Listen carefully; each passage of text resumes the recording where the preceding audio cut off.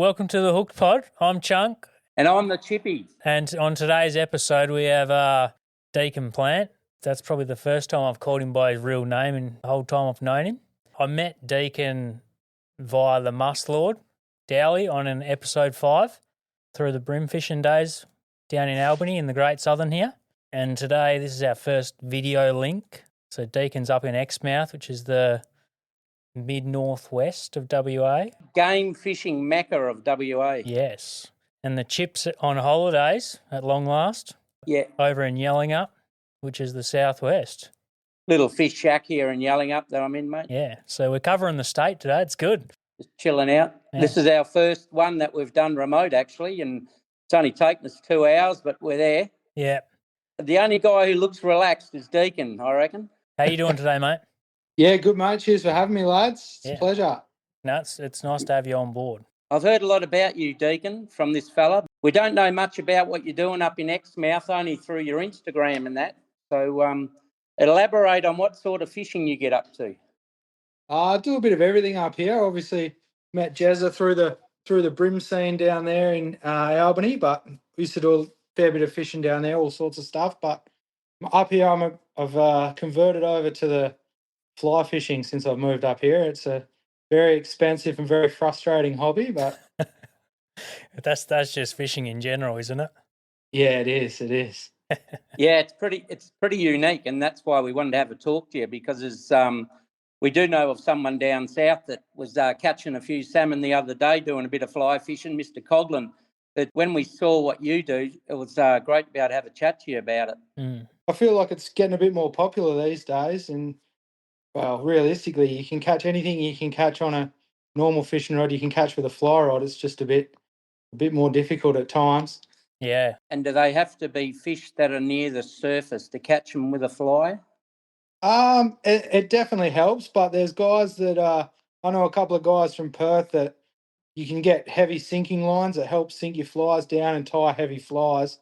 And I know they catch jewfish and sambos and all sorts of your sort of bottom species on fly as well. It's not really my thing, but I enjoy the sight fishing aspect. Yeah.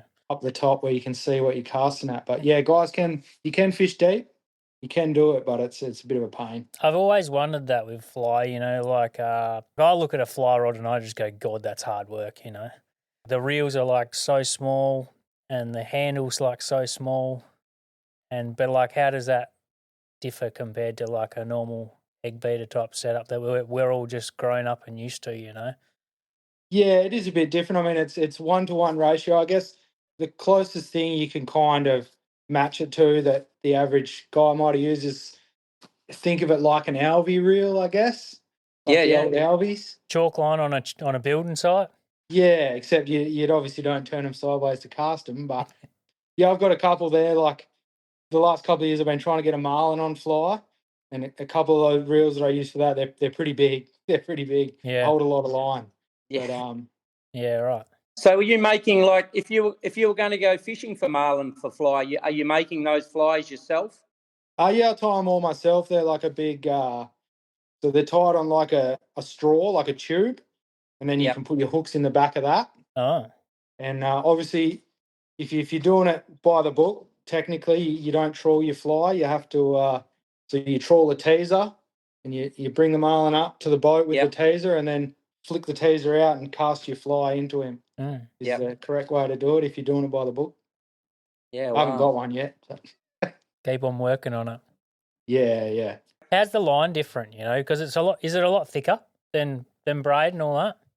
Yeah, so most fly lines are 30 meters long. So the actual fly line's 30 meters. Mm. That's what carries instead of casting with the weight of the lure of whatever, the line carries your fly. So the first 30 feet, talking feet because everything's made in America and they're all in feet. So the first 30 feet's got all the weight to it. Yeah. So you have different weights for different weight fly rods. So down to your trout stuff, it's quite thin, and then all the way up to say like a 16 weight, which is what you use for marlin, is really thick and it carries a lot of weight. Yeah, right. So yeah, that's how that works. And then on the end of your fly line, you have like a welded loop. and then that's where you attach your braid to your backing. So it still runs braid, even though you've got that. Yeah, so you got your 30 meters of fly line and then however many meters of braid backing. So you can run out that 30 meters, then you've still got, I think on my bigger rods it's like 600 or 700 meters of braid. We probably need that for a marlin, I'd reckon. Yeah. With Don't that go chasing blue marlin. You might need more than that. With that Yeah, 1-to-1 definitely, ratio. definitely. Yeah, it's hard work. Yeah. We caught we estimated it to be about 200 kilo blue up in 1,000 off Exmouth with my brother one day, who charter boats out of Coral Bay. And we were just taking a boat up to up to Exmouth for GameX. And we were out there just having a fish. And this thing took off from the back of the boat and it was out the front of the boat in about 5 seconds. And he was full throttle, it's 55 footer, and he was full throttle. And we took about 20 minutes to catch this thing. And I mean, the amount of line that come off the reel was just unbelievable. I would hate to get something like that on a fly rod. Yeah, it's those big blues. I'm not chasing one of them, that's for sure. It's little blacks. Yeah.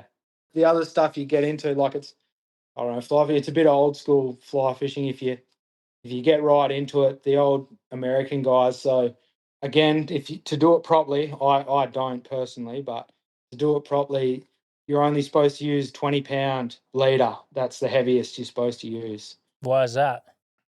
I don't really know. It's just the old Yankee guys. That's the IGFA for the records and everything. It's only supposed to be 20 pounds, the heaviest you're supposed to use, but I don't do that. It's probably because it's supposed to be fight between man and the beast, isn't it? Yeah, so you got to make it fair on both sides. Oh, it frustrates me. You break them off just trying to set the hooks into them. Oh. Those permit are interesting fish. They are. They're cool. You get them on the flats up there at Exmouth. Yep. Is it something that you really want to catch? Are they like not many of them around? Are they scarce or? There's a lot of them. You see a lot, but they're just they're hard to trick into eating. They're very skittish and they don't like eating a fly. That's for sure. Is that the trend with most fly? Because like your bone fish and your milk fish, like versus going and catching a bream or a whiting, like is that why you choose a fly setup?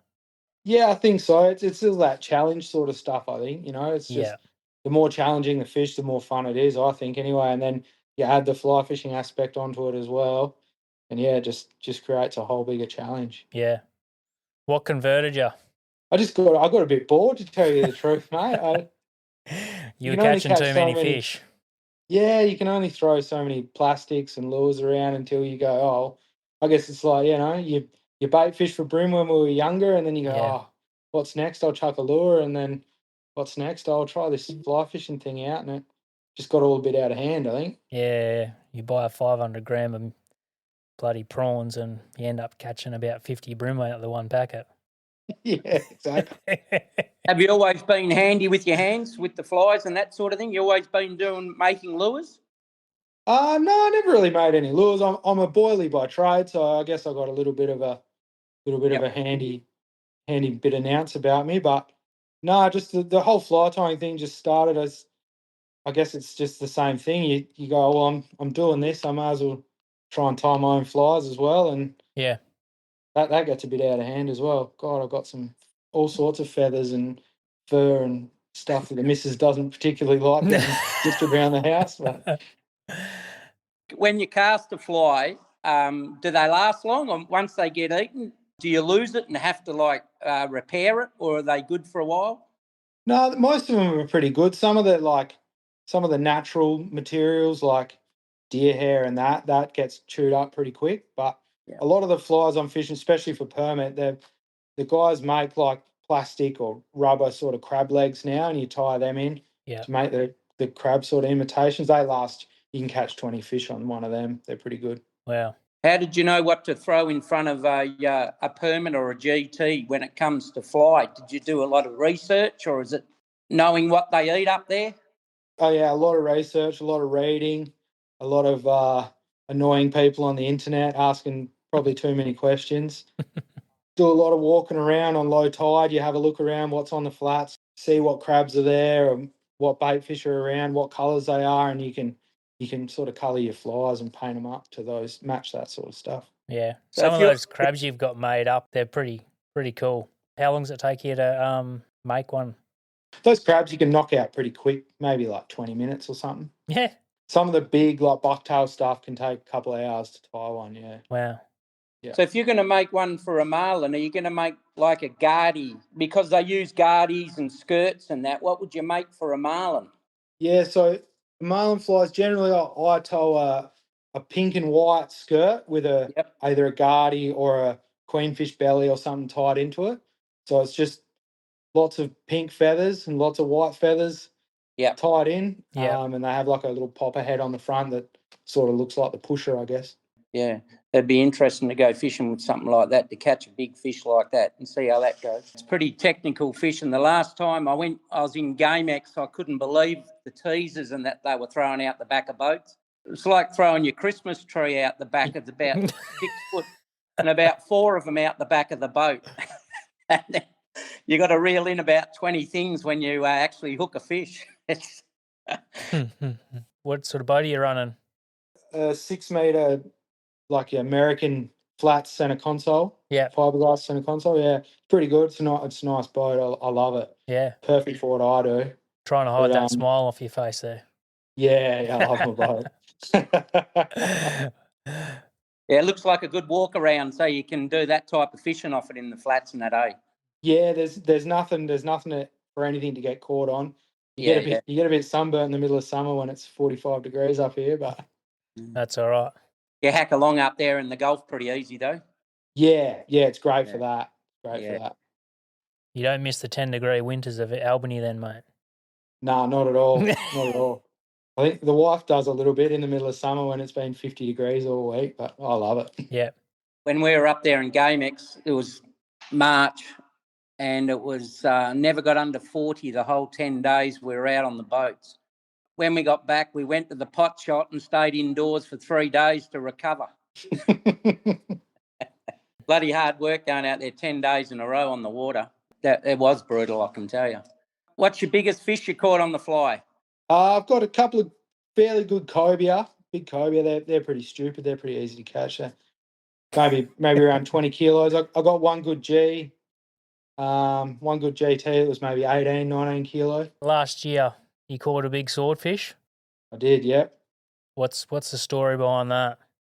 That was another one that I probably pulled out of my butt a bit. I had my old boat then, which is a bit more seaworthy than the new one.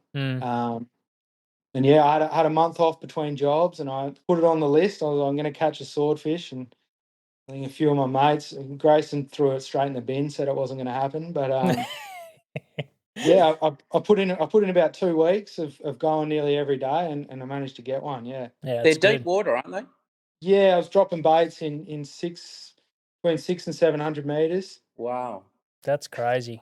Yeah. It was a good. I was so happy to tick that one off, especially solo as well. Yeah. Electrics? Nah, manual one. Really? Yeah. How much line did you have on your reel? I had about a K on there. Gets to look at your biceps. I know. I tell you what, pulling baits up when you don't get a bite's not fun. Nah. You want to leave it down there, don't you? Yeah. Yeah. Or sharks. I caught about 20 sharks. So. Oh no. There are a few more sharks around up there when you go fishing now. Oh, it's horrible. It's horrible. It's a big problem. Yeah, it's a big problem. Yeah. I know when we still go over to Coral Bay, it wasn't a big problem, but the last few times I've been there over the last few years, wow, you got to get the fish on the boat pretty quick. When you're fishing deep, that's hard to do. Yeah. A friend of mine, he's been getting even the like mid-sized black marlin, like 40, 50 kilo black marlin eaten out there. Really? Wow. How deep are they in the black marlin? I get them all the way from, like, you get them in 20 metres of water all the way out to 1,000, really. Yeah. Wherever the bait is, just find the bait and you'll... Yeah, there's a fair few of them around. What other stories have you got? I got some all right ones. Yeah. I thought you might have a couple of all right ones. During COVID, there was no flights out of Exmouth, so we had to come back down to Albany for a few months. I towed my boat down and Me and a mate were pretty keen. We're going out the shelf to go jigging and chuck the boat in, all excited. Hadn't been down to Albany for months, and we got about, I don't know, 20 mile offshore. We're almost to the shelf. I just looked back and I was like, God, there's a lot of water in this boat. I don't know what's going on. And looked in the gunnel, and there were the bungs sitting in the gunnel.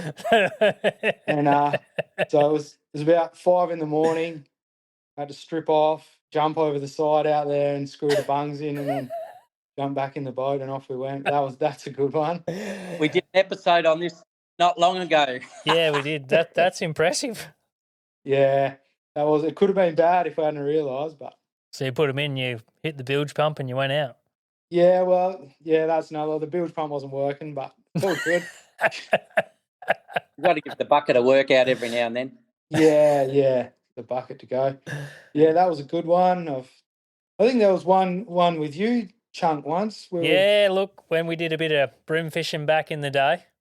Yeah, I think we were going down to Palin up there once, and that wasn't the one I was thinking of. boat trailer come off. I think it was your ute. Smacked into the back of the ute on the paperbarks track. I remember that one was pretty good. This sort of stuff happens a lot with Chunk. He was blaming it on his mate, the Mustlord, the other week, but obviously it's not the Mustlord or Deacon, is it, Chunk? Yeah, look, I like to have a good time, all right? Yeah, we were a bit younger. We probably drank a few more beers when we were fishing back then. You deep jigging. You've done a bit of deep jigging? Yeah, a lot down south, a little bit up here, but mostly down south, yeah. Tell us a bit about that. Pretty hard work, but it's rewarding. Yeah, I could imagine it's hard work. Yeah. It doesn't seem to be overly popular down there. I don't know why, because... Yeah, I don't know why either. We caught a lot of fish, though, like big blue-eye trevella, heaps of harpooker, bass groper, all the stuff you're chasing out there. Yeah. And you don't get a heap of the bycatch of dirty spur dogs as much. Oh. But yeah, I mean, it's light gear. We were just fishing sort of 20-pound, 30-pound stuff. Just the thin braid gets down a bit quicker, and you don't get as much drag on your line. Big jigs. Wow. And bust offs, many? Not as many as you would think. I think it's not really rough structure down there. It's more like a muddy sort of bottom. There's not doesn't seem to be the big caves and stuff like you get in shallow. Yeah. So you don't really have to worry about that. You just sort of take your time. It takes a while to get fish up. But yeah, that thin line just helps getting your jig down. Yeah. And keeping it down there. Obviously, new products on the market, and there's lots of people making new stuff these days. It must help catch fish. I mean, compared to the old days, there's so many more, poppers, jigs, everything that's on the market now. New stuff coming on all the time. Do you think it's catching more fish? I think it's definitely helping. I mean, there's definitely less fish around now, but I think it's helping, and technology. Technology is a big one too. But the lures and stuff now, and soft plastics and all that, jigs, it definitely helps. But I don't know. I have plenty of slow days where you chuck a big slab of bait down there and you catch plenty. But yeah, it's always handy to have bait on board, isn't it? Yeah. You can get so much good stuff now. It's crazy. I mean, when we were younger, it was metal slice and that was about it. But now there's so many stick baits and all that kind of stuff, and better quality gear, I think, too. Yeah. Better rods and reels for a cheaper price, That was 20 years ago, Deacon. Yeah, I know. We're starting to get to the old time status, mate. Yeah. What do you eat up there, Deacon, in the way of fish? What's your favourite? Talking to a couple of fishmongers here, but I don't actually eat fish, so... He's just in it for the fun. Yeah. My wife likes it, but yeah, I'll keep some coral trout or stuff like that. Mackies are always good to keep. You get plenty of meat off them. Mm-hmm. Yeah. Where's your favourite fishing spot? If you could go anywhere tomorrow, where would it be?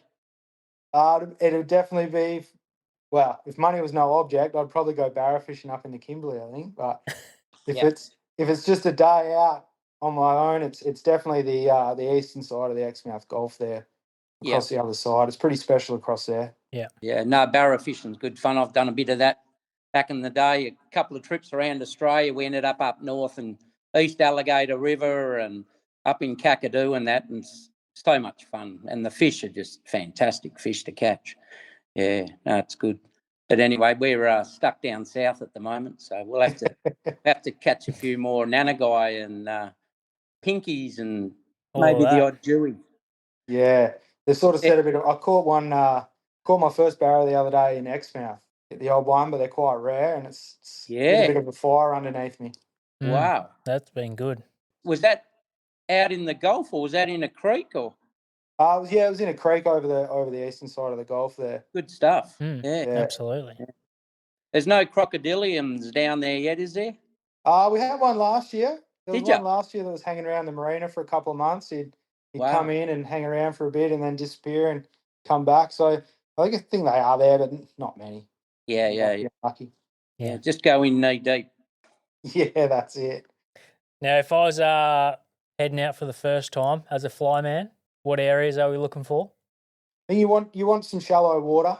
Yeah. So sort of knee to thigh deep sort of water. Yeah. You want nothing behind you, that's for sure. Wade out plenty where there's no tree if you're just starting out. Clear water, nothing behind you. It's just all about just putting in the time, Yeah. Don't take a spin rod with you. That's something I learnt pretty quick when you're learning. Just take the fly rod. Don't take any other gear because you resort back to it. Yeah, exactly. Yeah. You just got to. You're going to suck for 12 months. It's going to be hard, but you just got to keep at it and watch as many YouTube videos. And if you're down south or in Perth and you can get a casting lesson, that'd be great. But what is the deal with the casting? With the stripping and the back and forth, and to most people who have never, like I say before, who've never looked at a fly rod, you can't comprehend it till you try it, I suppose. Yeah, so it's all about the flex of the rod, like pushes the line. Yeah. So you've got to make sure when you back cast, you stop your rod, so the rod loads. Then you can feel the rod load, and then you go forwards and again stop the rod, and that'll unfurl the line. You want a nice tight loop of line coming out. So it's all about the energy, transferring the energy from the rod into the line. Yeah, right. Cast the fly.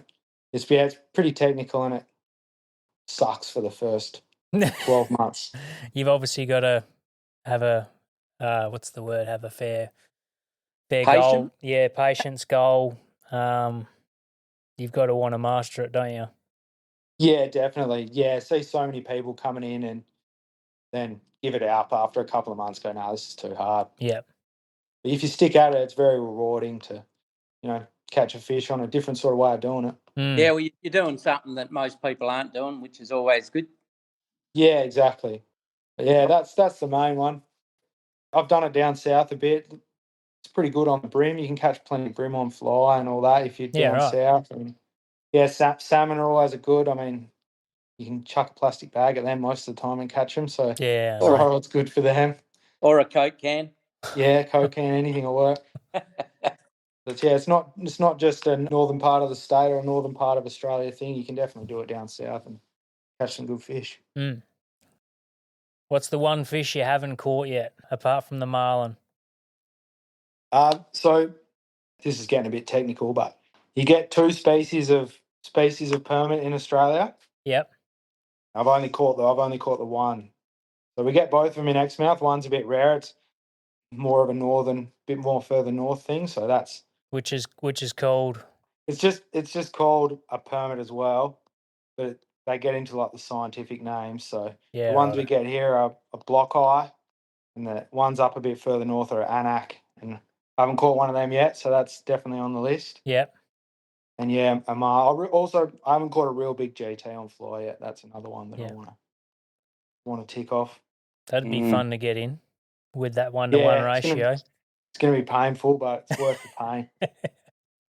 We're coming into winter up here, well, everywhere now. So the flats fishing in winter is pretty slow. Yep. Don't get many fish up when the water cools off, but that's when it's time to chase a little marlin and pop for GTs on the back of the reef. Yep. Get the boat out.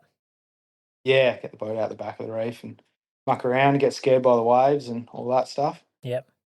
How's the not the FAD, they put a like a reefing out there, haven't they?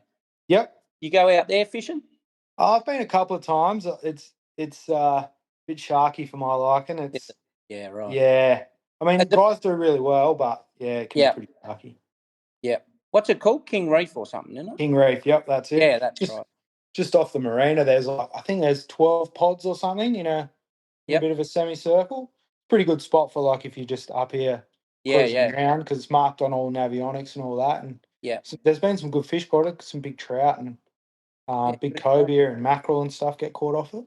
Yeah. Good stuff.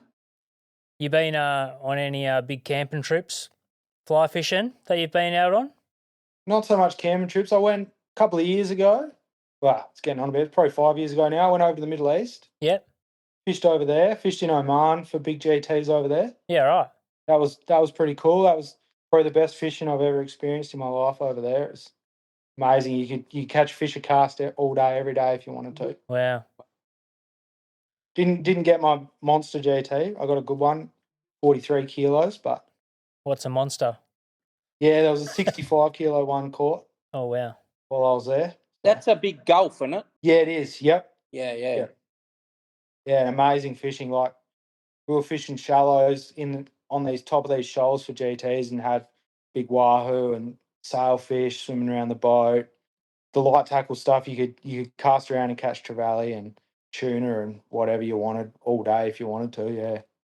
There's some incredible places. Chunk, you were saying that someone's heading off to Vanuatu, and we're going to have a chat to them soon about that. And I've heard about some good fish out that way. It's obviously tropical and that. Yeah, I got all the pelagics and yeah. There's some great places around the world to go fishing. I wouldn't mind going to a few myself. Yeah. Definitely. Went to Fiji as well. That was pretty good. We were mostly spearfishing there, but yeah, that was pretty cool. And the future? Do you make lures for other people? Flies, I should say. I'm starting to. Yeah. I've just started up a little thing. I'm just going to sell them on my Instagram page. Just tying a few flies, selling for people. Yeah. See how it goes. I don't want to do it too much. It's a bit of a pain, but make a bit of money on the side's always good, you know. You never know where it'll lead you.